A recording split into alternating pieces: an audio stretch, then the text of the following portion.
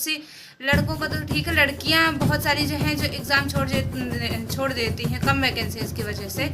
तो ये हेलो दोस्तों, जय माता दी। देखिए, एसएससी ने फिर से एक, मैं कहूँगा, ऐसी गलती बार बार क्यों दोहराती है एसएससी, मुझे समझ में नहीं आता।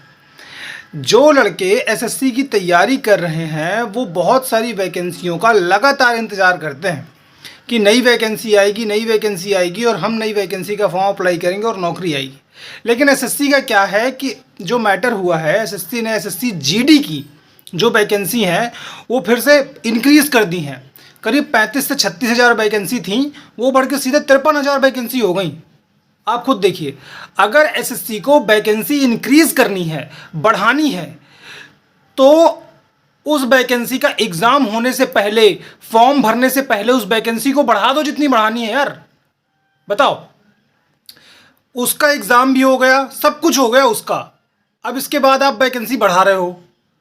तो मतलब जो जीडी वाले इस 2025 में वेट कर रहे हैं उनका क्या होगा? उनके लिए तो फिर कम वैकेंसी हैं। अगर आपको यही वैकेंसी बढ़ानी थी तो इन्हीं वैकेंसी को 2025 में दे देते आप, तो जो 2025 में जीडी की तैयारी कर रहे हैं उन लड़कों के लिए हो जाता।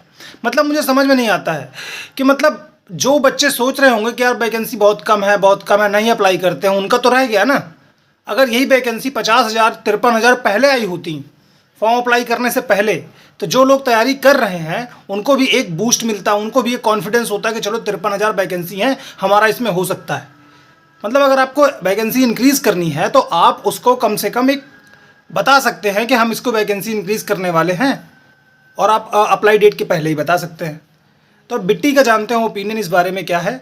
ये बात सच है, क्योंकि जैसे ही वैकेंसी कम होती है और हम फॉर्म अप्लाई करते हैं तो फॉर्म अप्लाई करना तो आसान है क्योंकि फीस भी कम है।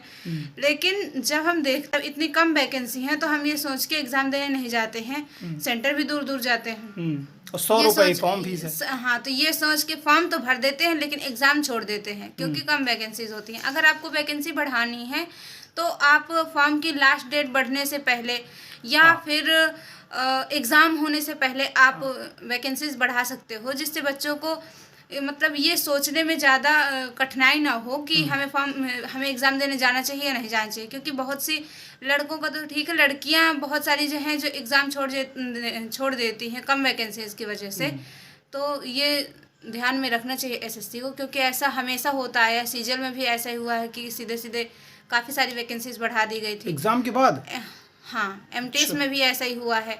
अब जीडी में भी तो हमें कोई सपना तो आएगा नहीं कि इस वैकेंसीज में बढ़ना है।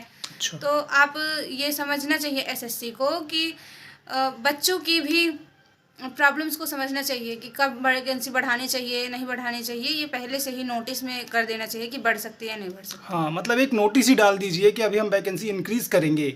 एक उनको प्लान होना चाहिए, बताना चाहिए कि आप तैयार रहो, इसकी आप तैयारी करिए। जब इस एग्ज़ाम की आप तैयारी करेंगे तो एक नोटिस जो आप भेजेंगे कि हम वैकेंसी इंक्रीज़ करने वाले हैं, तो एक उम्मीद होगी कि चलो ये वैकेंसी बढ़ने वाली है ना। कुछ सपना सा आता है, बस सुबह जगते हैं और 14,000 वैकेंसी बढ़ गई। अरे भैया, यही 2025 में दे देते यार। हाँ, है ना। चलिए ठीक है, आप पढ़ते रहिए, तैयारी करिए। जय माता दी।